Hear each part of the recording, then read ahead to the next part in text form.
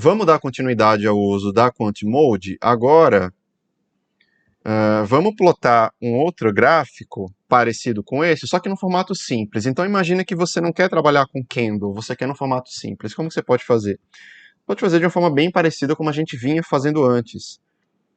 Só que dessa vez, a gente não está trabalhando, né, com um data frame. Está trabalhando aqui, percebam, né, um objeto XTS. Eu vou pegar esse objeto, passar aqui dentro da ggplot. O Aesthetics que eu vou colocar aqui dentro, vamos lá dar uma olhada nele. Percebam que a data, pessoal, está no próprio índice do XTS, né? A data não está numa coluna específica. Então, o que é que eu vou fazer para conseguir trazer a data? Eu vou usar um index, tá? Do próprio XTS. Isso vai estar aqui no meu Aesthetics. E eu também vou colocar a coluna correspondente ao preço de ajuste, né? O preço ajustado, que nesse caso aqui é a coluna... Isso, coluna 6, então está correto. Perfeito, daí vamos adicionar algumas outras características ao nosso gráfico. Vamos colocar aqui um Geometry Line. Eu quero, dessa vez, vou colocar um Dark Blue. Se vocês quiserem adicionar um título também, eu vou colocar um Digititle. Vou colocar cotação de VEG desde 1 de janeiro de 2020. Vamos ver se isso daqui dá certo. Perfeito, então era isso que a gente queria, né? Percebam que aqui é essencialmente a mesma coisa, eu só mudei o formato do gráfico, tá, pessoal? É basicamente a mesma coisa. Então vamos agora para a construção das médias móveis. Como que a gente pode construir? Primeiramente, né, a gente vai pegar esse XTS aqui, vamos adicionar informação de médias móveis, tanto médias móveis de 10 períodos, médias móveis de 30 períodos. Depois a gente vai pegar essa informação de médias móveis e vai colocá-las no gráfico. Então vamos lá. Primeiramente, acho que vale a pena mencionar uma opção que vocês podem ter para manipular os dados de ações. É uma opção que eu uso bastante para filtrar. Imagina que aqui você pegou os dados de VEG num intervalo muito grande. Suponha que você pegou 5, 6 anos e aqui você quer reduzir. Suponha que antes de fazer as médias móveis você quer reduzir esse intervalo. Como que você pode fazer? Você pode usar a função subset, tá? Vamos pegar aqui os dados de VEG. O que é que eu vou fazer? Pegar o índice, né? Porque o índice é onde está a própria data. E aí eu vou dizer para ele que eu quero a partir de uma data específica. Então, ao invés de pegar tudo isso daqui, suponha que eu quero a partir do final de fevereiro, que é onde mais ou menos a gente começou a sentir ali os efeitos da pandemia no mercado financeiro. Então, eu vou colocar aqui 2020, fevereiro, final de fevereiro, ali mais ou menos o dia 20, né? Então, eu vou criar. Reparem que eu criei aqui um outro XTS, ó, vou até abrir aqui um pouquinho para a gente ver. Criei aqui um outro XTS. E ele começa exatamente no dia 20 de fevereiro de 2020. Né, até hoje. Então a gente fez um subset, né? A gente fez um filtro nos nossos dados. É isso daqui que eu vou usar a partir de agora, tá? Que a gente trabalha com um intervalo de dados ligeiramente menor. Vamos então começar, né, a construção das médias móveis. Para a gente criar as médias móveis, eu vou usar essa função aqui, ó, rowmin, tá? Que vem da biblioteca Zoo. Se vocês tiverem dúvidas como essa função funciona, exatamente, convido vocês aqui a olhar a ajuda dela. Ela fala exatamente isso. Funções genéricas para calcular médias, né? Máximos, medianas, etc. Então, essa função que a gente vai usar. O que é que a gente vai passar dentro dela? Eu vou especificar a coluna de referência, quais dados ele vai usar para criar as médias móveis, que no caso aqui da VEG, que a gente está trabalhando, é a coluna 6, correto? É dessa coluna que eu quero criar a média móvel de 10 períodos e a média móvel de 30 períodos. Então eu quero, a partir da coluna 6, média móvel de 10 períodos. Caso ele encontre um missing, você determina qual o tratamento que ele deve ter e o align right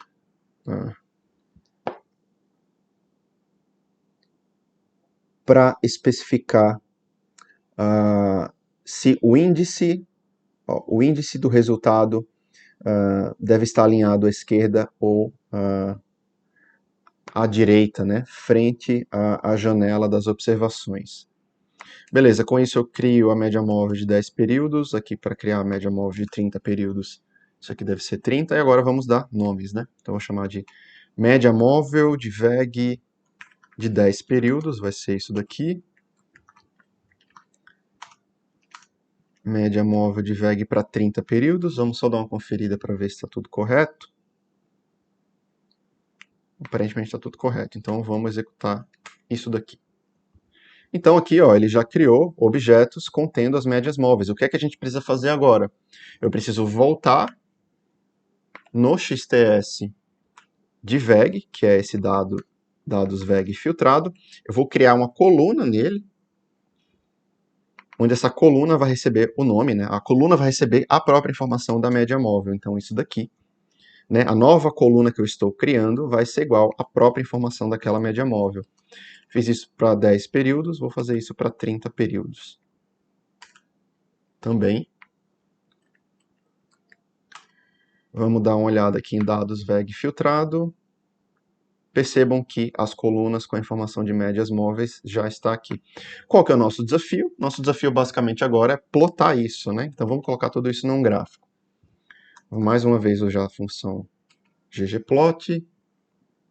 Esses aqui são os nossos dados. Vamos passar aqui o aesthetics e o nosso x vai ser o index. A gente já viu por que vai ser o index, né?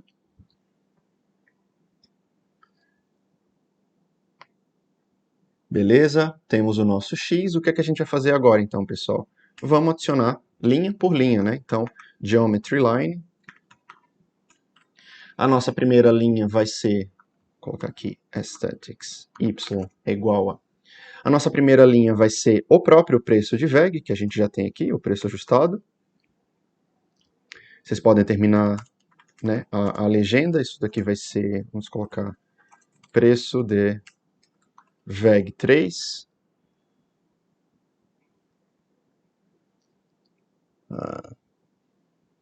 Estou com a sensação que esse parênteses não é aqui, na verdade é aqui.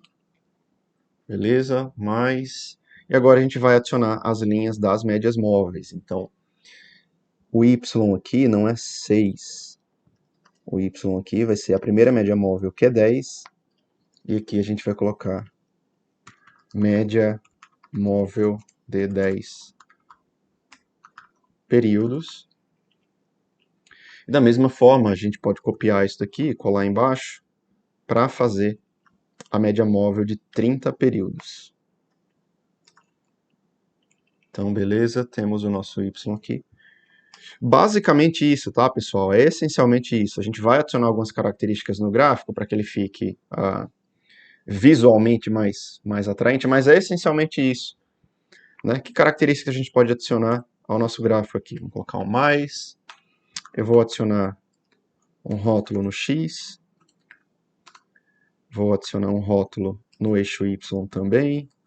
Preço. E aí vocês poderiam adicionar outras coisas. Aí fiquem à vontade, né? Fica como exercício aí para vocês alterarem as cores, alterarem os padrões visuais, mas é essencialmente isso.